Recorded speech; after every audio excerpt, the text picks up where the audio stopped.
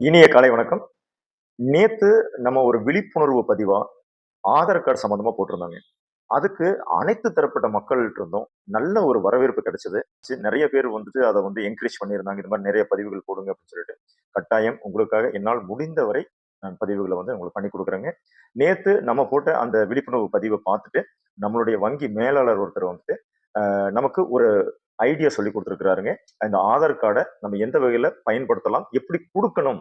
அ நம்ம குடுக்கறத பார்த்து குடுக்கணும். அதே சமயத்துல எப்படி குடுக்கணும் அப்படிங்கிற விஷயத்தையும் நம்ம சொல்லிக் குடுத்திருக்கிறாரு.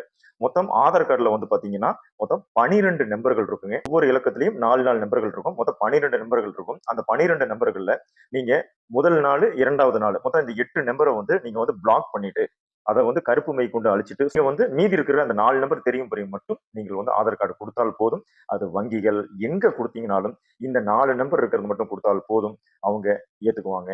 முழு 12 நம்பர்களையும் நீங்க குடுக்கணுங்கிற அவசியம் இல்லை. அப்படிங்கிற ஒரு அருமையான ஒரு விஷயத்த வங்கி மேலாளர் அவர் நமக்கு தெரிவிச்சிருக்கிறாரு. அவருக்கு இந்த நேரத்துல இந்த பதிவு மூலியமா ஒரு நன்றிய நான் தெரிவிச்சுக்கிறேங்க. ஓகே. இன்னைக்கு நம்ம பார்க்கக்கூடிய விஷயம் என்ன அப்படின்னு பார்த்துட்டீங்கன்னா, எம்எஸ்எம்இ சர்டிபிகேட்.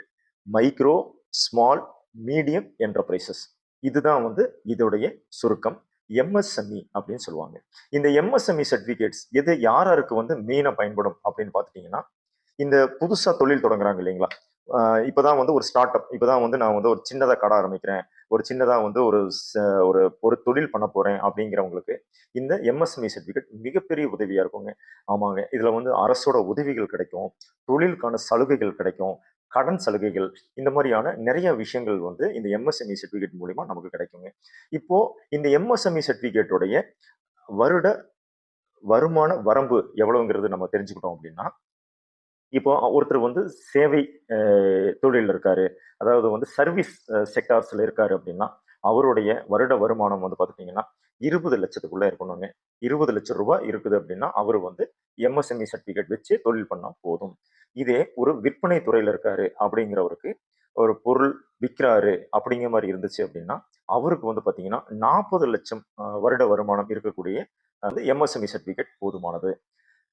இல்ல இதே 20 தாண்டிடுச்சு, 40 தாண்டுது அப்படிங்கிறப்போ, கட்டாயம் நீங்க ஜிஎஸ்டி சர்டிபிகேட்ஸ் அந்த வரம்புக்குள்ள நீங்க வந்துருவீங்க. இதே நீங்க ஒரு வாடிக்கையாளர் எனக்கு கட்டாயம் ஜிஎஸ்டி பில் தான் வேணும்னு கேட்கக்கூடிய தொழில் நீங்க பண்றீங்க, ஆரம்பிக்கிறீங்க அப்படின்னா, நீங்கள் அவசியம் ஜிஎஸ்டி சர்டிபிகேட் எடுத்து செய்யறது சரியா இருக்குங்க. இன்றைய பதிவு உங்களுக்கு மிகவும் பயனுள்ளதாக இருக்கும் என்று நினைக்கிறேன். நன்றி, வணக்கம். தமிழ்நாடு ஹவுசிங் லோன்ஸ், நெசவாளர் காலனி, பிஎன் ரோடு, புதிய பஸ் நிலையம் அருகில், திருப்பூர்.